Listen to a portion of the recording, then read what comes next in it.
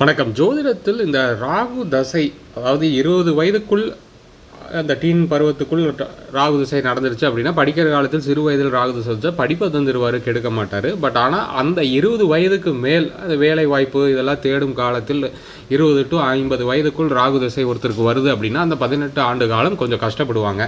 அதுலேயுமே சில விதிவிலக்குகள் உண்டு. ராகு சில இடங்களில், உதாரணத்துக்கு சுக்கிரன் அல்லது புதன் வீட்டில் இருந்தால் ஓரளவுக்கு அந்த கடுமையான பலன்களை கொஞ்சம் குறைத்து தருவார். அதே மாதிரி இந்த சந்திரனுடைய வீட்டில் இருந்தாலும் சரி, சூரியன் வீட்டில் இருந்தாலும் சரி, இல்லை அவருடைய சொந்த வீட்டில் இருந்தாலும் சரி. அப்போ இதுலேயுமே இந்த கிட்டத்தட்ட இந்த 6 ராசிகள் இருக்குது அப்படின்னா, இதுலேயுமே சில 1.5 வருஷத்துக்கு ராகு ஒரு ராசியில் இருப்பார். அப்போது அதில் குறிப்பிட்ட நட்சத்திரங்கள், இப்போ உதாரணத்துக்கு மிதுனத்தில் இருக்கார், புதன் வீடு தான், நட்பு வீடு தான் அப்படின்னு எடுத்துக்கிட்டாலும் அங்கே அவருடைய நட்சத்திரம் இருக்குது, திருவாதிரை நட்சத்திரம். அதே மாதிரி இங்கே துலாத்தில் சுக்கிரனுடைய வீட்டில் சுவாதி நட்சத்திரம் இருக்குது, அவருடைய சொந்த வீடான கும்பத்திலும் சதய நட்சத்திரம் இருக்குது. அதுலாம் இருந்துட்டால் அப்போ தண்டனை உறுதி.